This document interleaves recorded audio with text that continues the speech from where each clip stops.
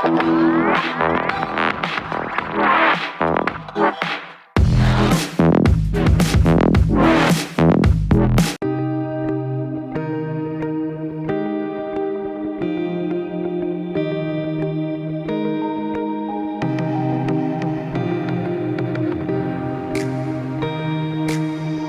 Friends, welcome to my channel. இன்றைக்கி நம்ம வீடியோவில் எலும்பு சூப் எப்படி பண்ணுறதுன்னு பார்க்கலாம். இந்த சூப் வந்து உடம்புக்கு ரொம்பவே ஹெல்தி. இப்போ வீட்டில் உடம்பு முடியாதவங்க இருந்தாங்கன்னா அவங்களால ஹார்டான ஃபுட்ஸ் வந்து எடுத்துக்க முடியாது. அந்த டைமிங்கில் இந்த மாதிரி எலும்பு சூப் வச்சு கொடுக்கும்போது அவங்களுக்கு அது வந்து ஒரு நல்ல எனர்ஜியை கொடுக்கும். கண்டிப்பாக உங்கள் வீட்லேயும் ட்ரை பண்ணி பாருங்கள் ஃப்ரெண்ட்ஸ். வாங்க வீடியோக்குள்ளே போகலாம். ஃபஸ்ட் தேவையான பொருட்கள்லாம் பார்த்துக்கலாம். எலும்பு வந்து 1/4 கிலோ, சின்ன வெங்காயம் வந்து பொடியாக கட் பண்ணி வச்சுருக்கேன். காரத்துக்கு வந்து நான் பச்சை மிளகா தான் சேர்த்துக்க போகிறேன். காரம் வந்து உடம்பு முடியாதவங்களுக்கு கொடுக்கும்போது நம்ம காரம் ரொம்ப சேர்க்க மாட்டோம், அதனால நான் கம்மியாக தான் எடுத்திருக்கேன்.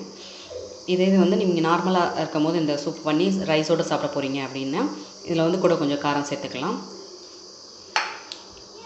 தக்காளி வந்து ஒரு 5 தக்காளி வந்து 4 நாளாக கட் பண்ணி வச்சுருக்கேன். அதை வந்து மிக்ஸி ஜாரில் போட்டு பேஸ்ட் பண்ணி எடுத்துக்கலாம். தாளிக்கிறதுக்கு பிரிஞ்சி இலை, கிராம்பு, பட்டை, கசகசா, பிரிஞ்சிப்பூ, அன்னாச்சிப்பூ, சோம்பு இதெல்லாம் வந்து தாளிக்கிறதுக்காக எடுத்திருக்கேன். ஃபஸ்ட்டு எலும்பு நல்லா சுத்தம் பண்ணி எடுத்து வச்சுக்கோங்க. மஞ்சத்தூள் போட்டு சுத்தம் பண்ணுங்கள். எப்போவுமே நான்வெஜ் ஐட்டம்ஸ் வந்து கழுவும் போது மஞ்சத்தூள் போட்டு பண்ணிங்கன்னா அதில் வந்து ஒரு ஸ்மெல்லு, ஸ்மெல் அடிக்கும். அந்த ஸ்மெல் இல்லாமல் கொஞ்சம் இருக்கும். அந்த ஸ்மெல் பிடிக்காதவங்க கூட நம்ம அந்த மாதிரி கழுவிட்டு சமைக்கும் போது கண்டிப்பாக சாப்பிடுவாங்க. ஃபஸ்ட்டு கிரைண்ட் பண்ண வேண்டிய ஐட்டம். இதில் வந்து முக்கியமாக நமக்கு இந்த சூப்புக்கு வந்து தேவைப்படக்கூடிய பொருள் வந்து சின்ன வெங்காயம் தான்.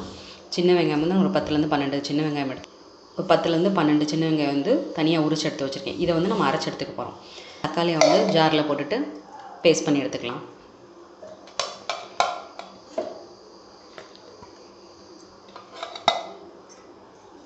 தக்காளி வந்து நல்லா ஃபைன் பேஸ்ட்டாக அரைச்சாச்சு. நெக்ஸ்ட்டு சூப்புக்கு அரைக்க வேண்டிய பொருட்கள்னு பார்த்திங்கன்னா சின்ன வெங்காயம் வந்து 10லேருந்து 12, சீரகம் 2 ஸ்பூன். இது வந்து சீரகம் தான் ரொம்ப மெயின் இன்க்ரீடியன்ட்ஸ்னு சொல்லலாம். அதனால் சீரகம் வந்து நம்ம கொஞ்சம் அதிகமாகவே சேர்த்துக்கலாம் ஃப்ரெண்ட்ஸ். நான் வந்து இந்த சூப்பு பண்ணுறதுக்காகவே வீட்டில் கொஞ்சமாக விரல் மஞ்சள் வந்து வாங்கி தனியாக பவுடர் பண்ணி வச்சுருக்கேன். இது வந்து லைட்டாக நீங்கள் தட்டிட்டு மிக்சியில் போடணும். விரல் மஞ்சள் வந்து ஹார்டாக இருக்கும், அப்படியே மிக்சியில் போட்டிங்கன்னா அந்த பிளேட் வந்து உடஞ்சிரும். ஸோ நீங்கள் வந்துட்டு அதை 2ஆக தட்டி எடுத்துகிட்டு நல்லா சின்ன சின்ன பீசஸாக தட்டி எடுத்து அதை ஜாரில் போட்டு இந்த மாதிரி பவுடர் பண்ணி வச்சுக்கிட்டிங்கன்னா, இந்த மாதிரி சூப்புக்கெலாம் வந்து இந்த மாதிரி மஞ்சத்தூள் யூஸ் பண்ணிங்கன்னா இன்னும் கொஞ்சம் நமக்கு ஹெல்த்தியாகவே இருக்கும் சூப். மஞ்சத்தூள் 1/2 ஸ்பூன். காரத்துக்கு வந்து நம்ம ஏற்கனவே பச்சை மிளகா சேர்த்துருக்கோம். நான் கொஞ்சமாக பெப்பர் சேர்த்துக்கிறேன். பெப்பர் வந்து என்கிட்ட பவுடராக இருக்குது, அதனால் அது ஒரு டீஸ்பூன் சேர்த்துக்கிறேன். பெப்பர் வந்து முழுசாக யூஸ் பண்ண போகிறீங்கன்னா அது வந்து ஒரு 1/2 ஸ்பூன் சேர்த்து. இப்போ இதை வந்து நல்லா ஃபைன் பேஸ்ட்டாக வந்து அரைச்சி எடுத்துக்கணும். வெங்காயம் ஃபைன் பேஸ்ட்டாக அரைச்சாச்சு.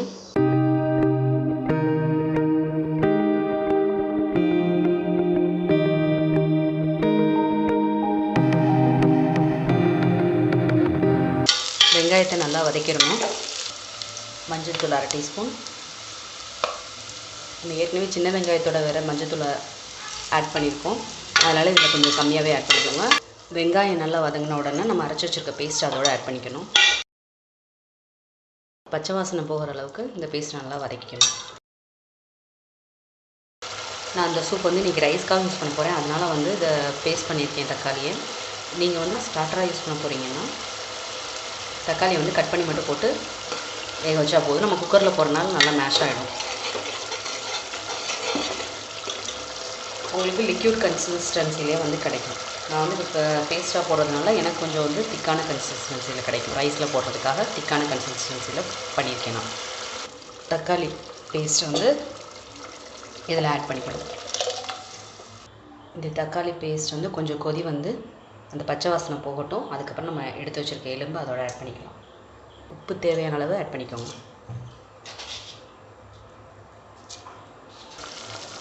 இப்போ வந்து நல்லா கொதி வந்து பச்சை வாசனைலாம் போயிடுச்சு. இப்போ வந்து நம்ம எடுத்து வச்சுருக்க எலும்பை வந்து அதோட ஆட் பண்ணிக்கலாம். தேவையான அளவு தண்ணி சேர்த்துட்டு நல்லா மிக்ஸ் பண்ணி விட்டுறணும். அதுக்கப்புறம் மூடி போட்டு நான் வந்து 8லேருந்து 10 விசில் வரைக்கும் விட போகிறேன். அப்போ தான் வந்து அந்த எலும்போட சாறு வந்து நல்லா அதில் இறங்கும். குக்கரில் 8லேருந்து 10 விசில் வரைக்கும் விட்டு ப்ரெஷர் ஃபுல்லாக அடங்கின பிறகு ஓப்பன் பண்ணி பார்க்க போகிறோம். வாங்க ஃப்ரெண்ட்ஸ், நம்மளோட எலும்பு சூப் எப்படி ரெடியாக இருக்குன்னு பார்க்கலாம்.